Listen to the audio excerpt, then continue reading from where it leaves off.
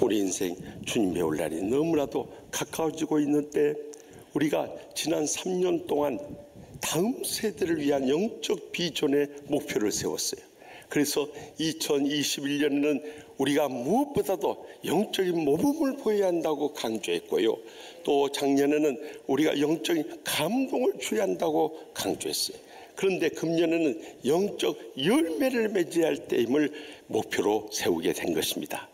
오늘 본문 말씀 가운데도 보면 예수님께서 고난을 앞두고 예루살렘에 입성했는데요, 유대교에 개종한 이방인 헬라인 몇 사람이 그들의 같은 고향 베세다 출신의 빌립 제자를 찾아옵니다. 그래서 선생이여, 우리가 예수님을 배우고자 하나이다 하고 부탁을 했을 때 빌립이 안드레에게 찾아가요. 오늘 예배 인도하시는 안드레 목사님하고 이름이 같은데, 거기는 이름이 안드레지만 우리 목사님은 안드레라니까 성이 뭐예요 하고 묻는 분들이 있어요. 성이 아니고 이름이 드레입니다. 예, 조금 차이는 있죠. 그래서 안드레 제자와 함께 가서 예수님께 여쭈자 예수님께서 인자가 영광을 얻을 때가 왔도다 하고 말씀합니다. 다시 말하면 예수님께서 십자가에 고난당하시고 다시 살아나실 그 영광을 누릴 때가 점점 임박했음을 말씀하시면서요, 오늘 본문 요한복음 12장 24절의 영적인 교훈을 우리에게 들려주세요. 우리 다 같이 읽겠습니다. 내가 진실로 진실로 너희에게 이르노니 하나를 미리 땅에 떨어져 죽지 아니하면 하나를 그대로 있고 죽으면 많은 열매를 맺느니라. 아멘.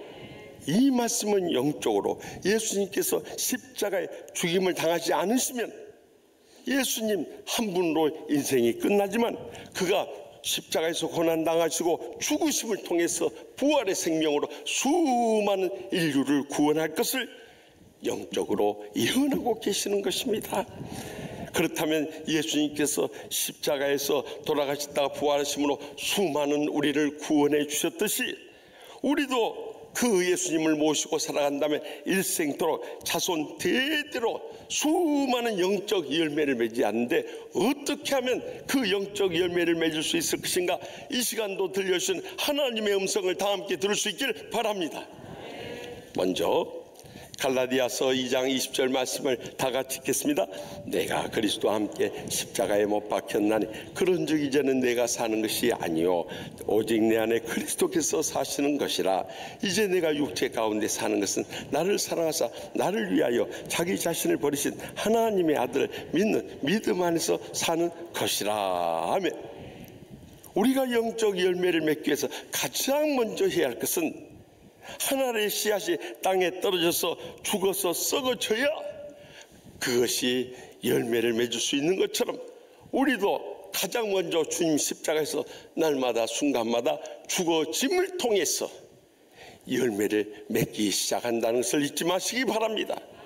가장 먼저는 2000년 전에 예수님께서 십자가에서 이사야 53장 4절에서 6절에 예언해 놓은 말씀과 같이 우리의 모든 불행과 고통을 안겨다주는 죄악과 상처와 질병에 대해서 죽으심을 믿음으로 말미암아 우리가 하나님의 자녀로 거듭날 수 있었던 것입니다. 그래서 하나님으로부터 의롭다함을 받는 칭의 justification이라는 은총을 잊게 된 거예요. 그러면 신앙생활 다 끝난 게 아니에요. 거기서부터 신앙생활은 새롭게 시작된다는 것을 명심할 수 있길 바랍니다. 이제는 날마다 그리스도를 본받아 성장하고 성숙함을 통해서 우리의 삶 가운데 영적인 열매를 맺어야 되는데 이것을 신학적 용어로 sanctification, 성화라고 하는데 이 성화를 이루지 못함으로 인해서 내가 십자가에서 죽어지지 못하고 열매를 맺지 못하는 신앙생활 하는 사람들이 이 땅에 얼마나 많은지 몰라요. 그렇다면 우리가 어떻게 날마다 순간마다 주님 십자가에 죽어지며 성화의 삶을 살아갈 수 있느냐는 거예요. 그것은 디모데전서 4장 4절에서 5절에 분명히 증가합니다. 하나님께서 지으신 모든 것을 선하며 감사함으로 받으면 버릴 것이 없나니 하나님의 말씀과 기도로 거룩하여 짐이라.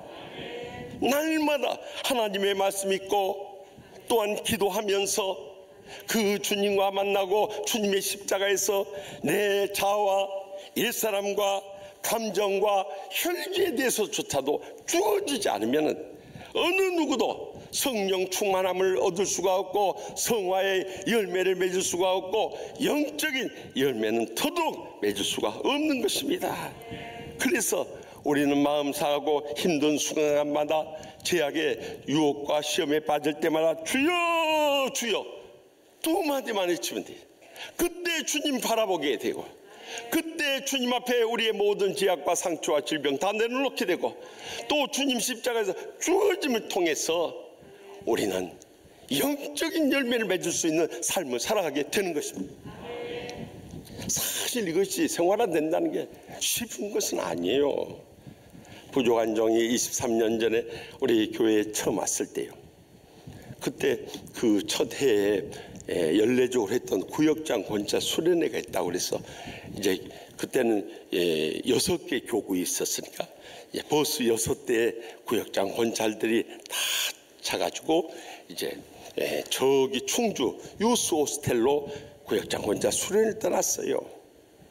저는 그때 우리 교회 버스를 타고 간데, 우리 유광수 안수 집사님 지금도 그렇습니다. 한 40-50년 무사고 운전을 하다 보니 얼마나 스무스하게 운행을 잘하는지 몰라요. 근데 갑자기 택시 한 대가 우리 버스를 추월하려고 갓길로 나왔다가 앞에서 추락이 달려드니까 피하기 위해서 급히 우리 버스 안으로 뛰어들었어요. 그러자 참 행동이 느린 우리 충청도 양반인 유광수 집사님이지만은 그 순간에 그 브레이크를 밟아버려요. 그러니까 버스 안에서 안전벨트 안 했던 사람이 다 튀어나갔어요. 그런데 그 위기의 순간 신앙이 다 드러나더라고요.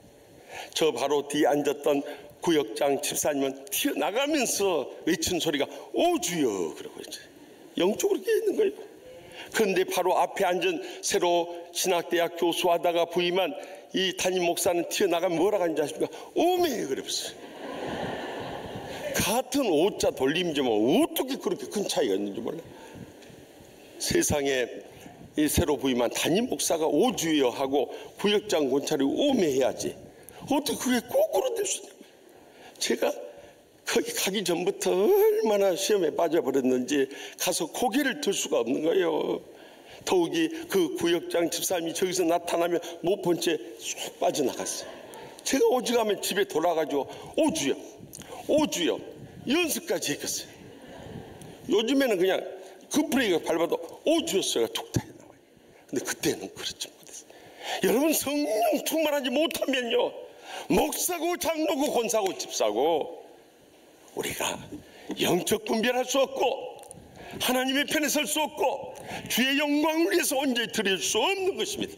그래서 내가 성령 충만한가 안 한가는 날마다 말씀과 기도로 성령 충만하고 그 십자가에서 내 감정, 혈기, 자아, 옛사람 죽어질 때 비로소 우리를 통해 성령님 역사해 주시고 주님의 뜻이 나타나게 주시고 주의 영광이 드러나게 되는 것입니다.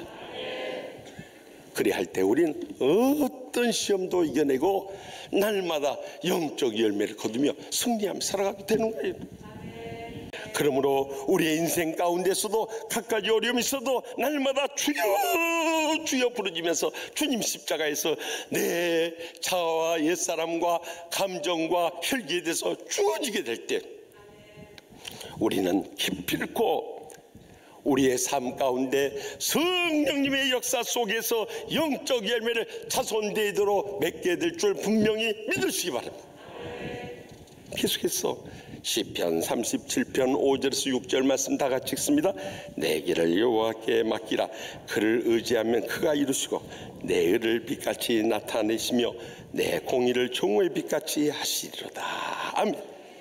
우리가 영적 열매를 맺기 위해서는 십자가에 죽어졌을 뿐만 아니라 더 나아가 이제 성령님께서 내 삶 가운데 역사도 다 맡기고 내어 드릴 수 있길 바랍니다. 그러면 성령님이 우리의 삶을 주장하시고 역사해 주셔서요, 우리의 마음의 소원 응답해 주실 뿐만 아니라 우리의 이 사람으로부터 인정받는 의인, 이 정의, 저스티스를 빛과 같이 나타내시고 하나님으로부터 인정받는 의인, 이 righteousness, 공의를 정오의 빛같이 밝혀줄 날이 꼭 다가오게 되는 것입니다. 그런데 많은 때 자가 죽었다고 하면서도 주님 앞에 온전히 내 인생을 맡기지 못함으로 해서 성령이 역사하는 것이 아니라 다 내 일, 내 감정, 내 인간관계에 메어버리기 때문에 거기서부터 하나님의 뜻은 다 그르쳐버린 거예요. 그래서 저는 목회하면서 가장 중시하는 겁니다. 무엇이 하나님의 교회에 유익한 것인가, 무엇이 하나님의 복음을 위해서 더 힘있게 펼쳐줄 수 있는 것인가, 궁극적으로 무엇이 하나님의 영광을 드러낼 수 있을까, 이 세 가지를 항상 생각하는 거예요. 저 자신이 여기서 바랄 게 뭐가 있겠어요. 그래서 저는 이 목회하면서 어려운 일 닥치면 하나님 아버지, 제가 여기 죽으러 왔지 부귀영화 권세 향락 누리러 온 거 아니지 않습니까? 이 교회가 제 교회입니까? 주님의 교회 아닙니까? 이 양떼들이 제 양떼입니까? 주님의 양떼들 아닙니까? 이 모든 것이 제 소유입니까? 주님의 소유 아닙니까? 그러니까 주님 뜻대로 행하여 주시옵소서 기다리는 거예요. 그러면 결국에는 성령님께서 역사하시고 응답하시고 인도하여 주시고 영광고도 주시더라 이거요. 여러분, 그렇기 때문에 우리의 삶 가운데 어떤 어려움이 있어도 베드로전서 5장 7절 말씀을 잊지 말아야 돼. 너희 염려를 다 주께 맡기라. 이는 그가 너희를 돌보십니다. 우리가 주님 앞에 믿음으로 부르짖으면서 모든 염려 다 맡기면요, 그때부터 성령님이 역사하세요. 우리를 친히 돌봐주세요. 우리의 기적으로 응답해 주세요. 결국 놀라운 영적 열매들을 자손 대대로 믿어줄 줄 확실히 믿습니다. 마지막으로 히브리서 6장 13절 15절 말씀 다 같이 읽겠습니다. 하나님이 아브라함에게 약속하실 때 가리켜 맹세할 자가 자기보다 더 큰 이가 없으므로 자기를 가리켜 맹세하여 이르시되 내가 반드시 너에게 복주고 복주며 너를 번성하게 하고 번성하게 하리라 하셨더니 그가 이같이 오래 참아 약속을 받았느니라. 아멘. 우리가 영적 열매를 맺기 위해서는 내가 십자가에서 날마다 순간마다 주어지고 성령께서 역사하도록 내 자신을 내어드리는 것도 중요하지만 주님의 응답의 때까지 결코 낙심하거나 포기하지 말고 끝까지 인내할 수 있길 바랍니다. 그러면 이 아브라함을 통해서 믿음의 조상의 일생을 통해서 증거한 바와 같이요, 아브라함이 적어도 주전 2000년경에 그의 고향인 우상의 도시 갈대우를 떠나게 되었어요. 그때 창세기 12장 2절에서 3절에 너는 복이 될지라, 너를 축복하는 자에게 내가 복을 내리고 너를 저주하는 자에게 내가 저주하리라. 그리고 땅의 모든 족속이 너로 말미암아 복을 얻을 것이라 약속을 했어. 그런데 아브라함과 그의 아버지 데라와 그의 조카인 롯이 가족들이 같이 가다가 하란이라는 곳에 머물렀어. 적어도 그곳에 5년 이상 머물러 버린 거예요. 아브라함이 그곳에 안주하고 있을 때 결국 아버지 데라가 세상을 떠남으로 인해서 그때가 아브라함이 75세 때, 그리고 거기서 다시 약속의 땅을 향해서 나갈 수 있는 계기가 되었던 거예요. 그뿐만이 아니에요. 세월이 흐르면서 이 아내 사라의 경수가 끊어지니까 자식을 얻을 희망이 안 보여요.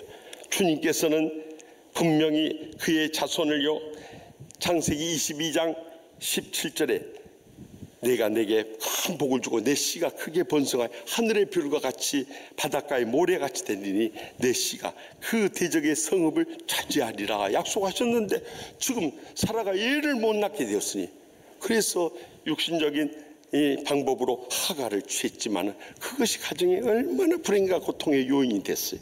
결국 25년을 기다린 끝에 100세 때 약속의 아들 이삭을 얻을 수 있었어요.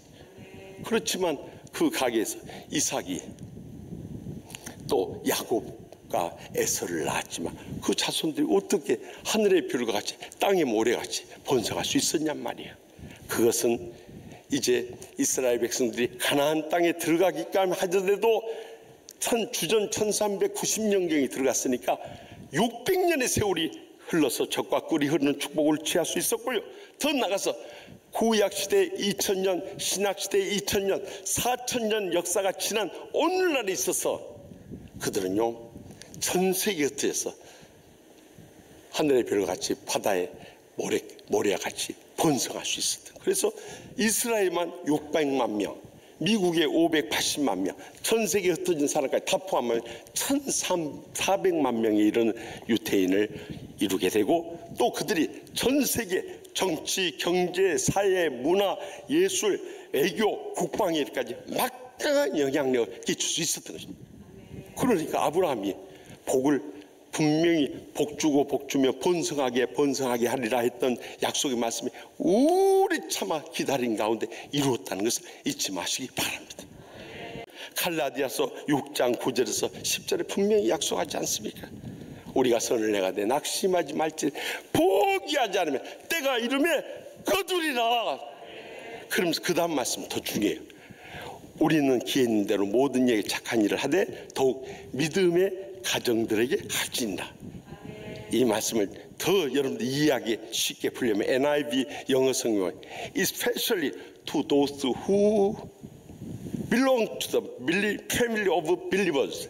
다시 말하면 우리가 더욱더 믿음의 가족들에게 잘해야 된다는 거예요.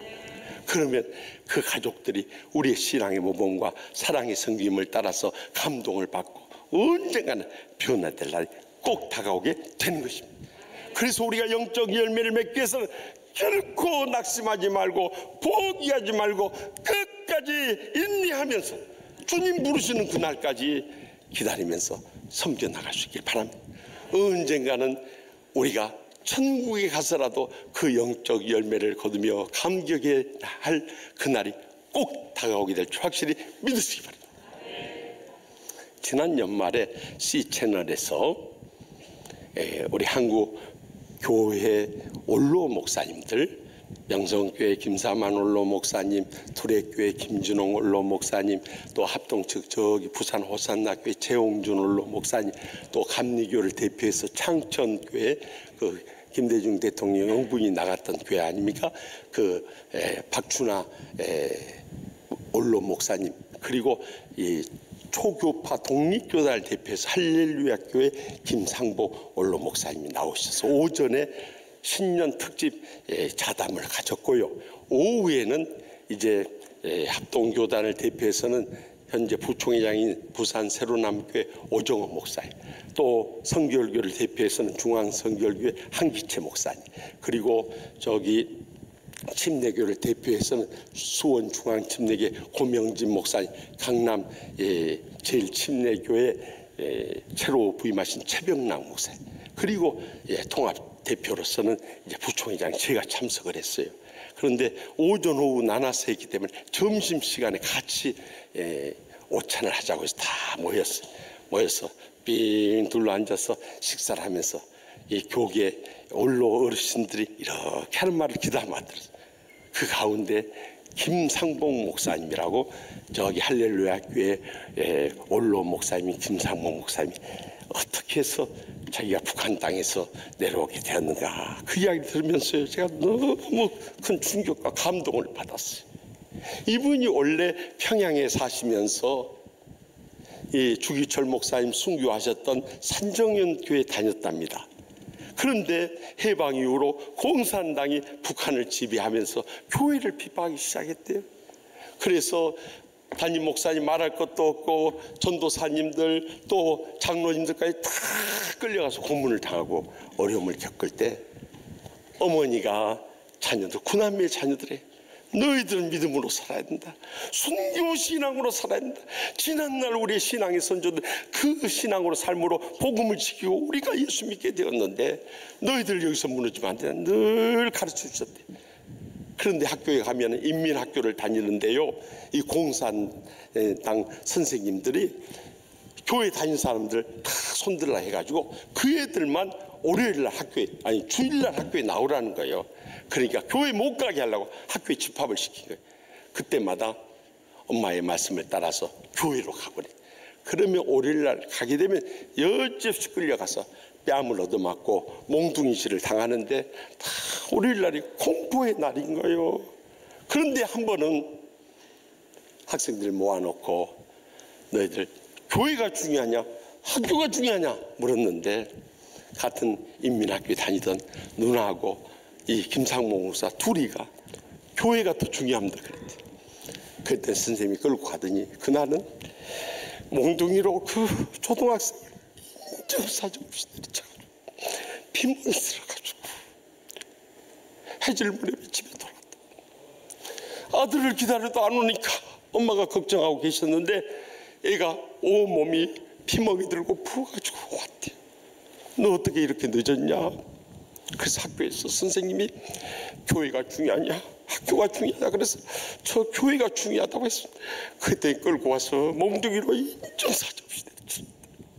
엄마, 제가 엄마가 가르쳐준 대로 찬송가 585장 내주는 강한 성이요, 이 찬송을 마음속으로 부르면서 찬송가 336장 환난과 핍박 중에도 성도는 신앙 지켰는데 이 찬송을 마음속으로 부르면서 예수님 십자가를 생각하며 끝까지 참고 이겨냈어요.